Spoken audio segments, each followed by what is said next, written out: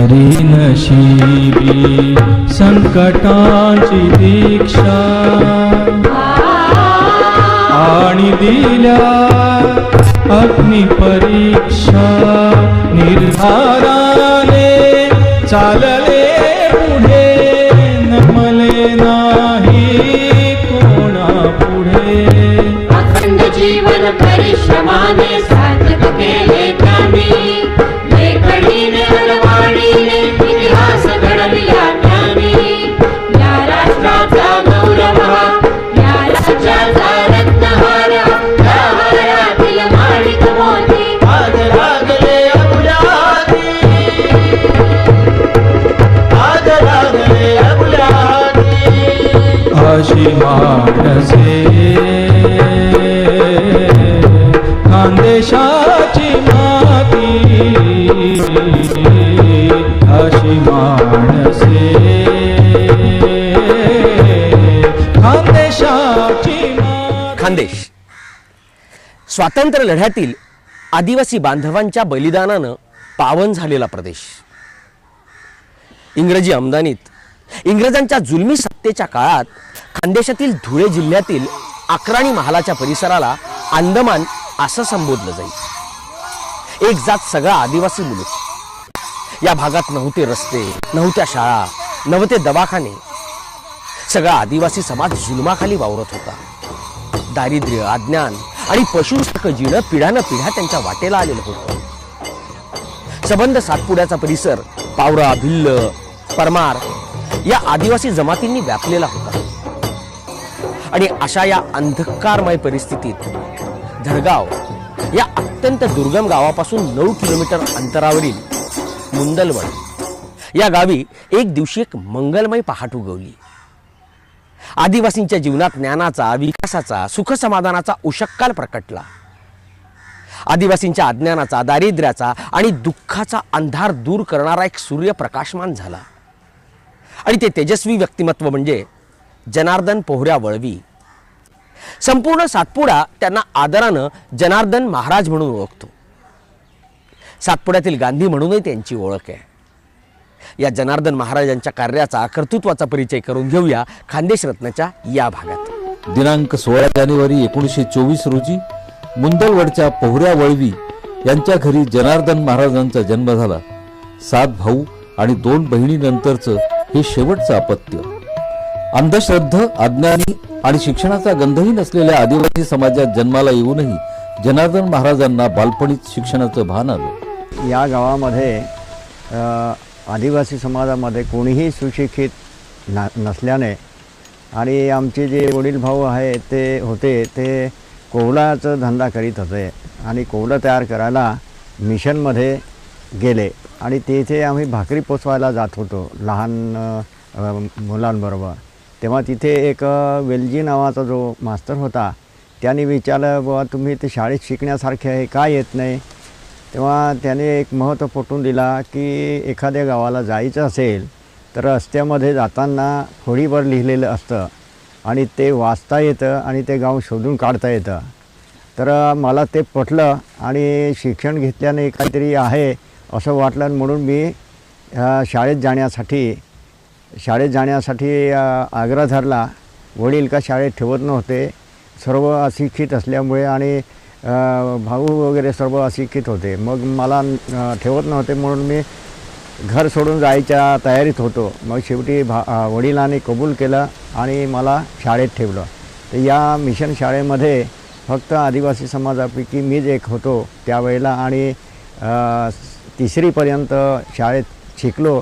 3रीत असताना थोडंसं मिशनमध्ये आमच्या वडिलांना खर्च पुरत नाही म्हणून त्यांनी त्या मिशनरीला सांगून दिलं की तुम्ही माझ्या मुलाला तुमच्या धर्मात घेऊन टाका, माझ्याकडून खर्च होणार नाही. मग मला ते कळालं तर मी शाळा सोडून दिली. जनार्दन महाराजांचं 3ऱ्या इयत्तेतच शिक्षण थांबलं, पण पुढे शिकण्याची तीव्र तळमळ त्यांना अस्वस्थ करत होती. योगायोगानं एका शासकीय अधिकाऱ्याच्या मार्गदर्शनानं आणि सहकार्यानं त्यांना पुढचं शिक्षण घेण्याची संधी लाभली. धडगाव आणि नंतर तळोदा अशा ठिकाणी त्यांनी पुढचं फायनलपर्यंतचं शिक्षण पूर्ण केलं.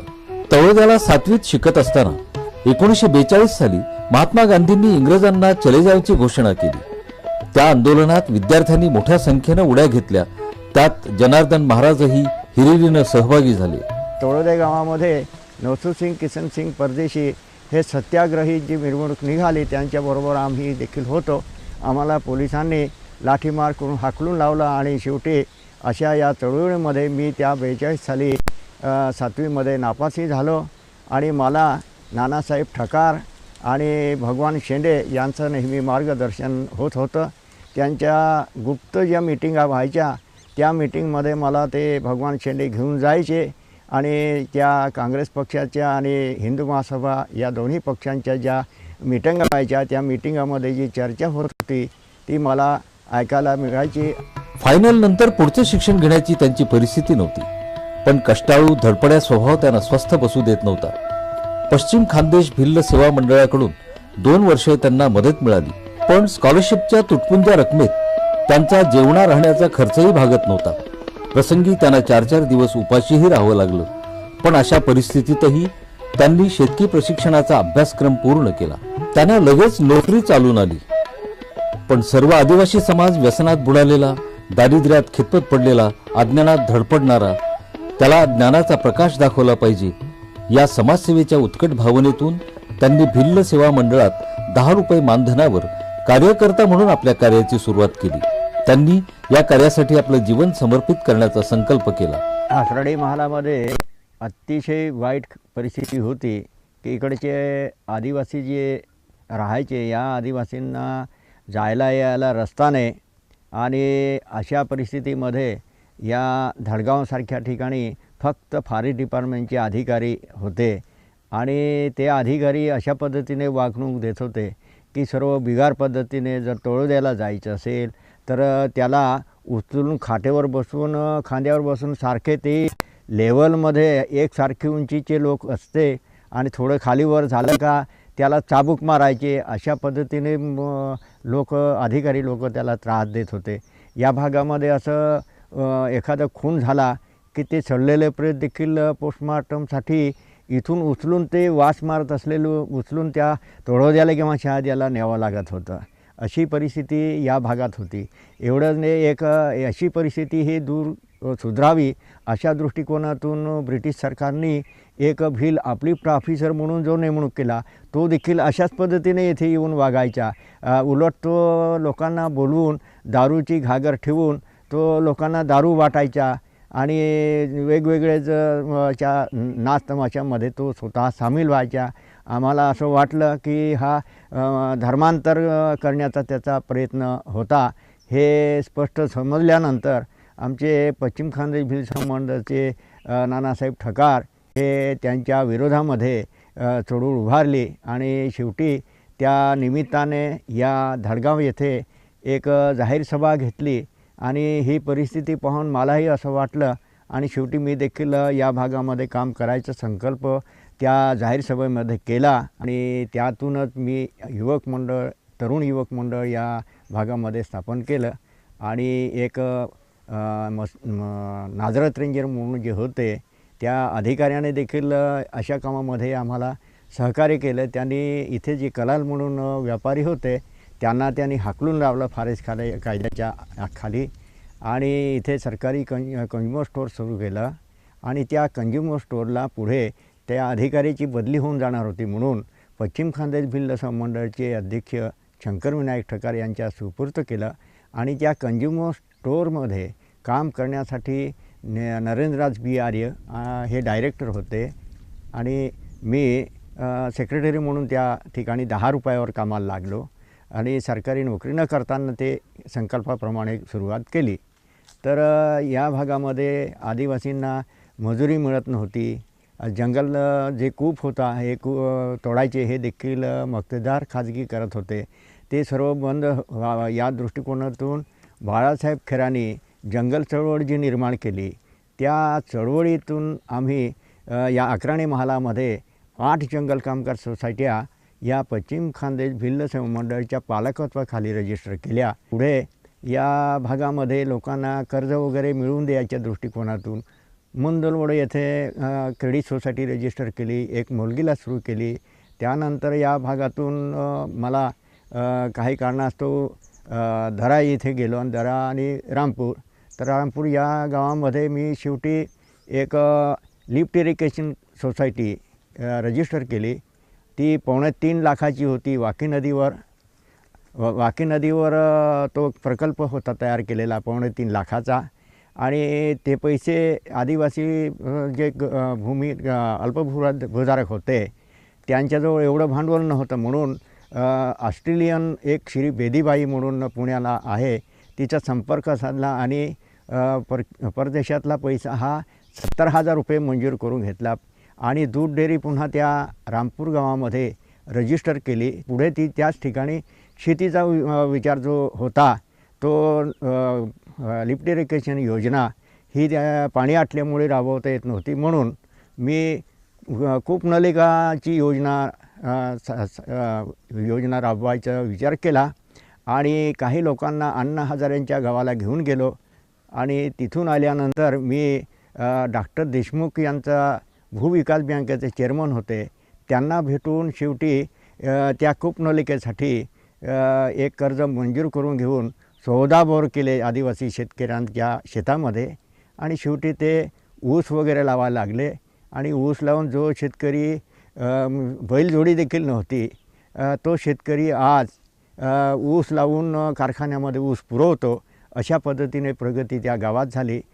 पुढे एक असं मुखेड म्हणून जे गाव आहे शिरपूर तालुक्यामध्ये अण्णासाहेब व्यंकटराव यांनी ते दत्तक घेतलं आणि त्याचं अनुकरण आम्ही आमच्या संस्थेमार्फत करावं अशा विचाराने माकडकुण परिसर हा दत्तक घेतला.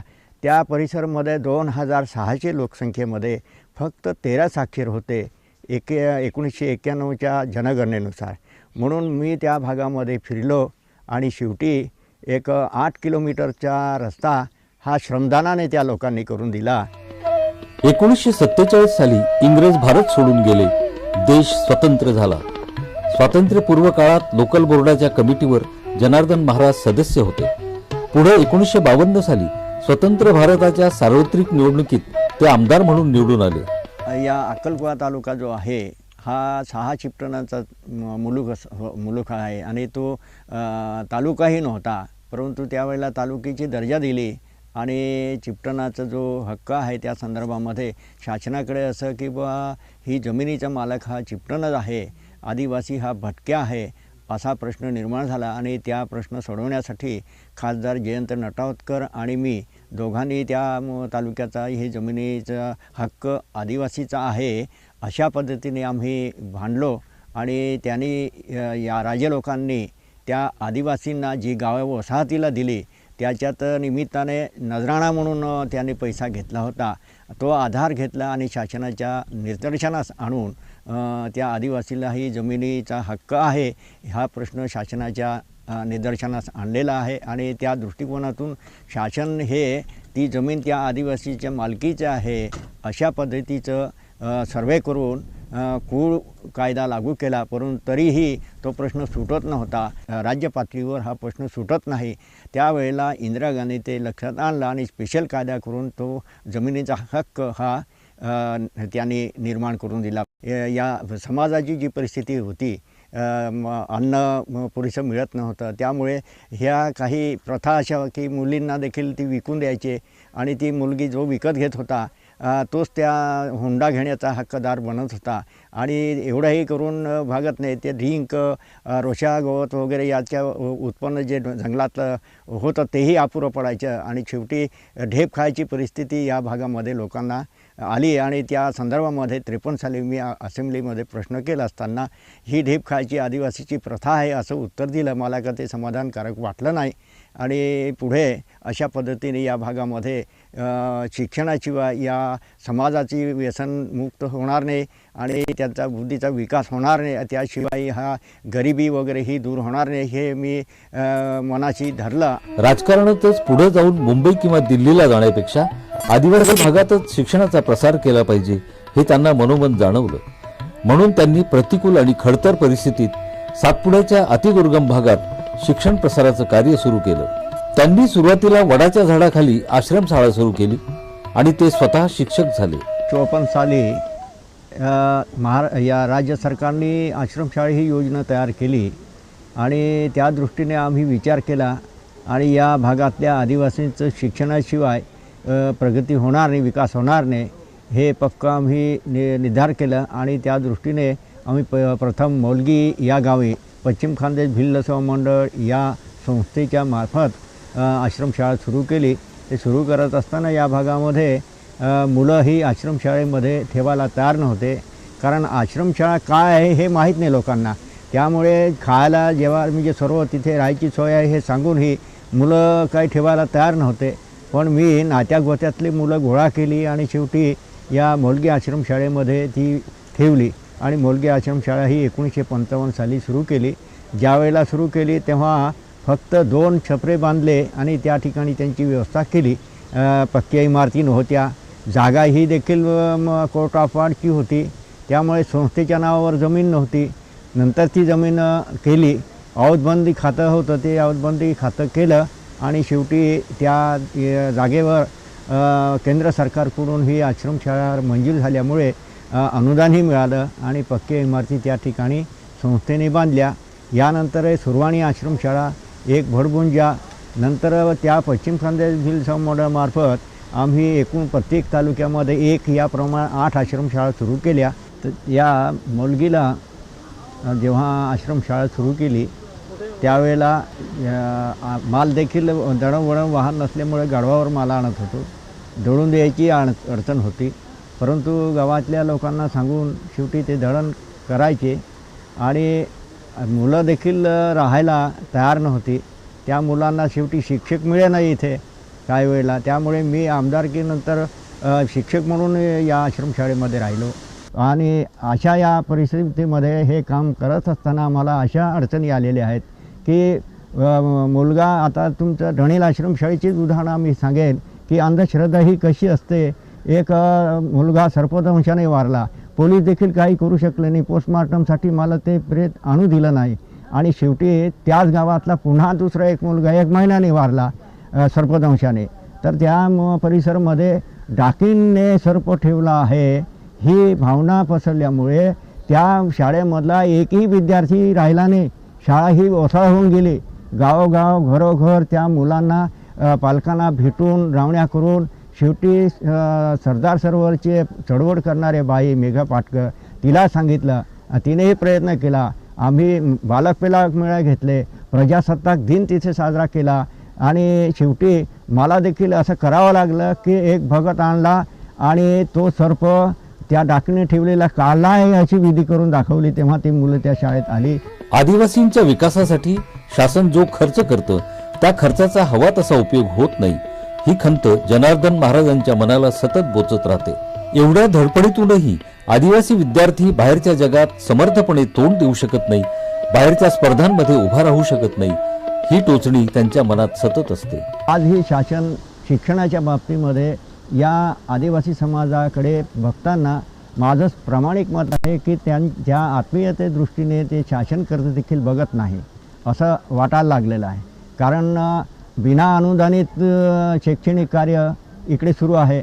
1 ते 3री पर्यंत जे वर्ग चालतात त्यांची परीक्षा होत नसते, त्यामुळे गुणवत्ता तयार होत नाही. त्या मुलांची गुणवत्ता कशावरून मोजमाप करतो? काही होत नाही. त्यामुळे 5वीतला मुलगा हा माध्यमिकमध्ये जातो आणि शेवटी आदिवासी विद्यार्थी हा सर्वात पाहिलं त्याचं रेकॉर्ड जर पाहिलं तर मराठी, हिंदी, इंग्रजी जे विषय आहेत त्या विषयामध्येच तो मुलगा मागे राहतो आणि शेवटी या चढावडी या बदलत्या युगामध्ये हा आदिवासी विद्यार्थी जास्त टिकत नाही या भागातला असो का खालचा असो. कारण त्याचा मूळ पाया जो आहे गुणवत्तेचा जो आहे तो गुणवत्ता वाढत नाही. अशा या परिसरामध्ये बिना अनुदानित तुकड्या देणं आणि विषय चालू करणं हे शासनाला, माझं तर प्रामाणिक मत आहे की शासनाने याच्यात विचार केला पाहिजे. पुढच्या 20 वर्षात त्यांनी भरपूर कष्ट करून स्वतः ज्ञानदानाचं व्रत चालवलं, शैक्षणिक प्रयोग केले आणि आतापर्यंतच्या 50-55 वर्षांच्या कालावधीत शिक्षण संस्थांचा विस्तार केला.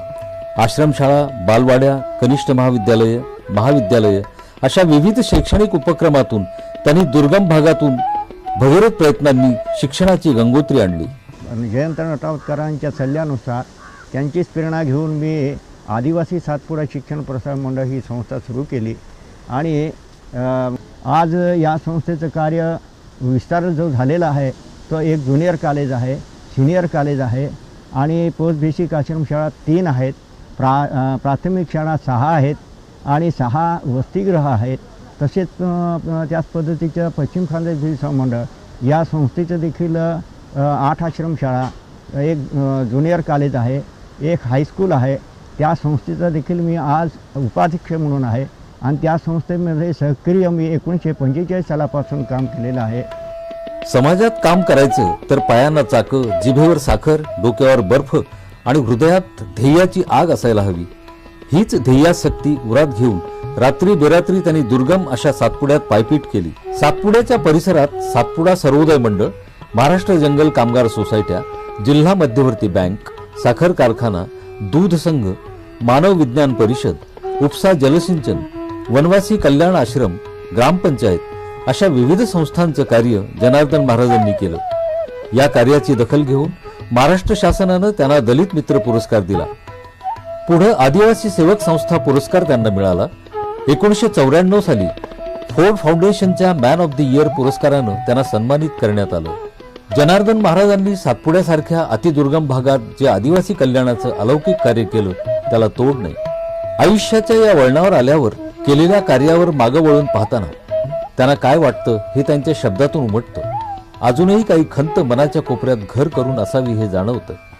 अक्राणी महालामध्ये जो आदिवासी समाज आहे त्याला इतर लोक त्याला रानटी वंशातला आहे असं मानत होते आणि अशा या दुर्गम भागामधला आदिवासी इतका अज्ञान अडाणी होता की त्याच्यामध्ये शिक्षण झाल्याशिवाय त्याचा विकास होणार नाही असं माझ्या मनाला वाटलं आणि मी 1945 सालापासून तर आज मितीपर्यंत आज 50 वर्ष काळ झाला.